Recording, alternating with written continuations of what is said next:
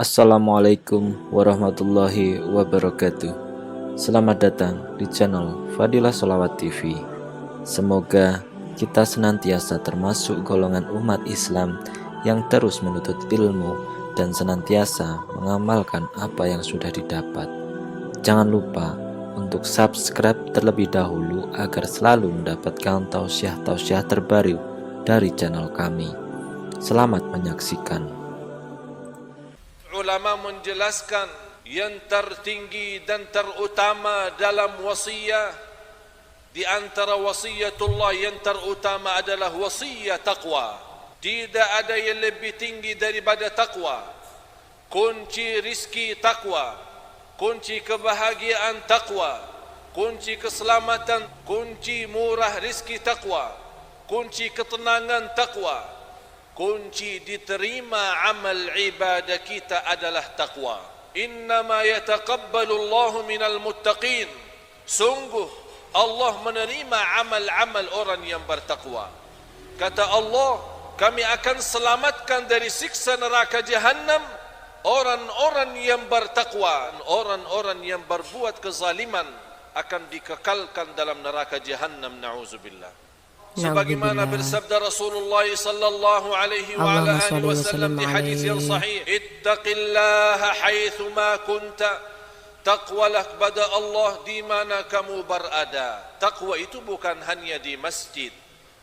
Taqwa itu di jalan, taqwa itu di kantor, taqwa itu di rumah, untuk menjaga diri dari murka Allah.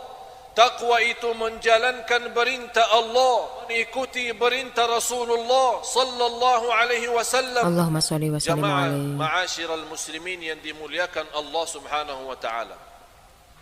Saya mengingatkan satu amalan yang telah diperintahkan oleh Allah, yang diperintahkan oleh Rasulullah sallallahu alaihi wasallam. Allahumma shalli wa sallim alaihi. Dengan amalan itu kita boleh mendapatkan banyak manfaat, banyak rahasia, banyak kebahagiaan. Amalan itu adalah doa. Doa yang menjadi senjata bagi orang mukmin. Doa adalah berbicaraan kita bersama Allah, tambat menadu kita kepada Allah. Doa tambat untuk menyelesaikan segala masalah. Kun fayakun. Dalam doa Allah Subhanahu wa taala selesaikan dan kabulkan hajat kita. Sahabat Rasulullah sallallahu alaihi wasallam Allahumma shalli alaihi. datang bertanya Rasul, ya Rasulullah, arabbuna qaribun fanunajih am ba'idun fanunadih? Apakah Allah dekat cukup kita bermunajat, atau Allah jauh mesti kita panggil? Nabi Muhammad sallallahu alaihi wasallam menerima soalan dari sahabat, tidak menjawab. Turun malaikat Jibril membawa wahyu. Ayat suratul Baqarah ayat 186. Di sini Allah Subhanahu wa taala menerangkan dan menjanjikan bagi orang yang selalu berdoa dengan yakin, berdoa dengan tulus dan ikhlas, akan diijabah doanya. Jamaah sekalian, kita memiliki Allah yang maha kaya, Allah yang maha adil, Allah yang maha kasih sayang. Tidak boleh kita putus asa. Terus kita istiqamah berdoa, bermunajat kepada Allah dalam segala hal, dalam keadaan sihat wal afiat maupun sakit, dalam keadaan senang maupun susah, dalam keadaan upaya apapun, kita selalu tidak pernah putus doa kepada Allah Subhanahu wa taala.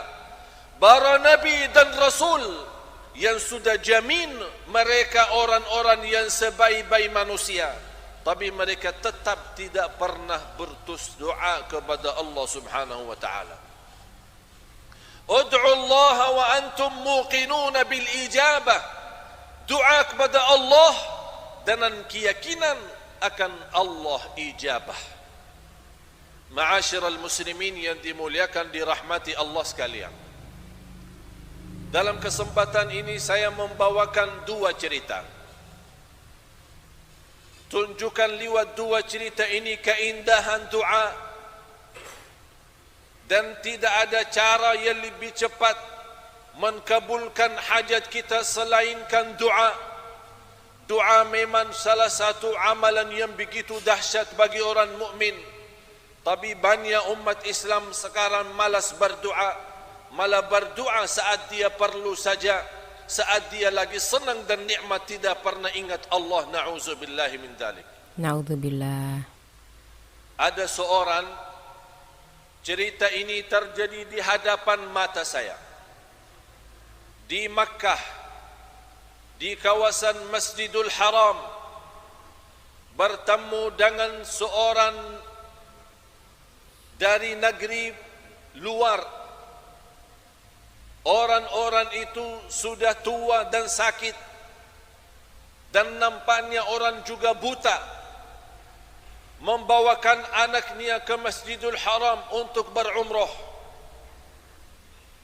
Begitu dia sampai ke Masjidul Haram bersama anaknya, saya lewatin jarak mereka. Dan saya tertarik dengan jakab-jakabnya anak terhadap orang tua. Kata orang tuanya, lepaskan tangan saya. Saya ada urusan sama Allah. Lepaskan tangan saya. Kata anaknya, wahai ayahku, bagaimana boleh saya lepaskan? Ayah saya buta, tidak boleh nampak. Kata ayahnya, anakku, saya lagi di rumah Allah. Saya lagi tamu Allah. Saya lagi ada urusan sama Allah. Lepaskan tangan saya. Saya ada perlu sama Allah. Dilepaskan tangannya oleh anak. Dan anaknya khawatir orang tuanya boleh jatuh kalau dia turun tangga, karena dia buta, tidak boleh lihat. Di situ dia angkat tangan dan saya berhenti, mahu lihat apa yang akan terjadi peristiwa dengan keyakinan seorang tua dan buta memohon kepada Allah di kawasan Ka'bah. Dia angkat tangan dan dia berdoa dengan bahasa awam. Dia berkata, ya Allah, saya dilahirkan dalam keadaan buta. Sekarang sudah tua dan sakit, masih buta. Ya Allah, pertama kali saya datang sebagai tamumu ya Allah. Datang ke rumahmu ya Allah. Saya punya keinginan dan harapan, walaupun satu kali saja saya ingin nampak Ka'bahmu. Saya ingin melihat Ka'bah ya Allah. Umur saya 60 tahun, hanya mendengar cerita keindahan Ka'bah, tapi belum pernah saya nampak dengan mata saya sendiri. Dengan doa yang segitu tulus dan ikhlas, bermunajat kepada Allah, dan dia berkata, ya Allah, saya tidak akan keluar dari Masjidul Haram sampai engkau berikan saya kesempatan nampak Al-Ka'bah yang indah. Begitu orangnya serius dalam doa, yakin sungguh-sungguh dalam doa, bukan main-main, karena dia bermunajat kepada Allah yang maha segala-galanya. Semuanya di tangan Allah, mata pun makhluk Allah. Belum orangnya turunkan tangannya di hadapan mata saya, langsung dia berteriak, Allahu Akbar, Allahu Akbar, Allahu Akbar. Sungguh Al-Ka'bah itu indah. Sungguh Al-Ka'bah itu indah. Sungguh Al-Ka'bah itu indah. Dan lagi kembalikan angkat tangannya berdoa dan bersyukur kepada Allah. 60 tahun dilahirkan dalam keadaan buta, dengan doa yang tulus dan ikhlas, Allah kabulkan doanya, dan dia boleh nampak Al-Ka'bah dengan mata sendiri. Subhanallah. Subhanallah. Itulah yang kita perlu, jamaah sekalian, saat berdoa. Kita yakin selepas doa kita, hajat kita sudah dikabulkan oleh Allah. Allah Maha Raja, Allah Maha Agung, Allah Maha Kaya, Allah Maha Lembut, Allah Maha Sabur, Allah Maha segala-galanya. Di ketitanan Allah segala kunci dunia dan segala isinya milik Allah. Kun fayakun. Innama amruhu idza arada syai'an an yaqula lahu kun fayakun. Fasubhanalladzi biyadihi malakutu kulli syai'. Maha suci Allah, di tangannya segala sesuatu. Wa ilaihi turja'un, dan kita sama-sama akan kembali kepada Allah Subhanahu wa taala. Cerita yang kedua, seorang dokter dari negara India bernama Dr. Ishan, seorang ahli medis yang terkenal di dunia, ditugaskan oleh negara untuk menjadi pemimpin dalam rapat dan pertemuan yang dihadirkan oleh para dokter dari seluruh dunia akan datang. Begitu beliau naik satu kapal terbang menuju kota tujuan, tiba-tiba dalam penerbangan menuju kota tujuan berubah suasana menjadi banyak derasnya hujan, berubah sambil salah satu sayap pesawat itu rusak. Secara mendadak dan dalam keadaan darurat, mesti pesawat itu landing dan turun. Dr. Ishan marah dan beliau berkata, macam mana saya ditunggu-tunggu dalam pertemuan yang internasional yang begitu besar. Saya sebagai ketua dan kepala pertemuan ini mesti saya hadir. Bagaimana jalan keluarnya pesawat sudah rusak?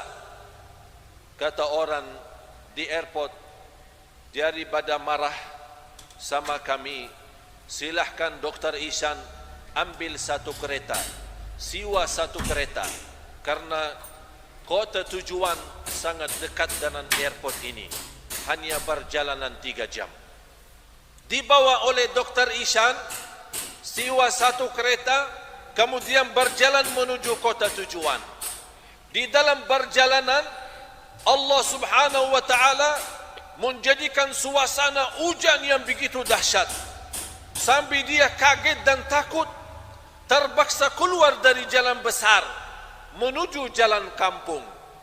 Tersesat di dalam perjalanan, dia merasa sudah salah jalan, mau kemana lagi? Dia mencari tempat istirahat, bertemu di pinggir jalan sebuah rumah. Satu rumah nampaknya rumah orang miskin. Dia berhenti dan dia tutup pintu dan minta izin sama tuan rumah boleh masuk. Dibukakan pintu seorang ibu yang sudah tua dan sakit. Kata ibu, silahkan, sepertinya orang kamu ini orang jauh, silahkan masuk, silahkan minum dan makan. Orang Dr. Ishan masuk, kemudian dia beristirahat dan dia berfikir macam mana boleh untuk melanjut perjalanan. Sambil dia makan dan minum, dia nampak seorang ibu lagi salat, lagi berdoa. Setiap dia berdoa sebentar, nampak di samping anak itu ada seorang anak kecil. Setiap doa sebentar, dia gerakkan anak, tapi tidak ada respon. Doa lagi, gerakkan anak, tidak jawab. Doa lagi, gerakkan anak sampai 3 kali, tidak bergerak sama sekali anak itu. Begitu dia lepas doa, Dr. Ishan memanggil, maaf wahai ibu, ini anak siapa?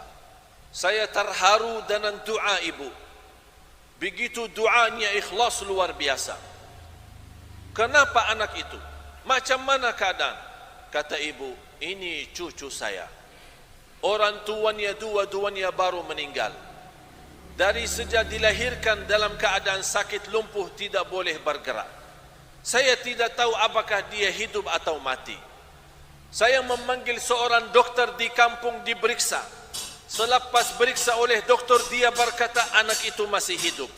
Tapi saya tidak boleh membagi obat karena saya bukan ahli. Kata ibu, macam mana saya boleh berobat untuk cucu saya? Kata doktor di kampung, ada seorang terkenal, satu orang dia punya keahlian untuk anak-anak itu. Hanya satu orang yang boleh bantu. Tapi orang itu tinggal di kota jauh. Kata ibu, saya orang miskin. Macam mana saya boleh jauh-jauh mencari dokter itu? Kata dokter itu, yang saya boleh bantu, tunggulah ada kesempatan bertemu dengan dokter Ishan itu. Apa kata ibu? Begitu ibu menceritakan, dokter kampung berkata, satu dokter yang boleh bantu namanya dokter Ishan, karena dia orang ahli untuk berobatan anak-anak. Begitu ibu menceritakan ke dokter Ishan kaget, dan dia bertakbir, dan dia berkata, ibu, saya dokter Ishan. Allah sengaja merusakkan pesawat supaya tidak boleh jauh-jauh. Allah menjadikan saya tersesat di jalan untuk menijabah doa ibu yang miskin. Allah datangkan dokter Ishan ke tempat ibu yang punya hajat, karena dia doa dengan ikhlas dan tulus. Itulah Allah. Kata dokter Ishan, demi Allah, baru kali ini saya yakin Allah punya macam cara untuk mengkabulkan doa. Allah punya macam cara untuk kabul doa. Oleh karena itu jamaah sekalian, tidak boleh putus asa saat kita berdoa. Karena orang yang putus asa sudah kafir, na'udzubillah. Na'udzubillah. A'udzu billahi minasyaitonir rajim. Wa qala rabbukum ud'uni astajib lakum. Berfirman Allah, berdoalah kepadaku, aku janji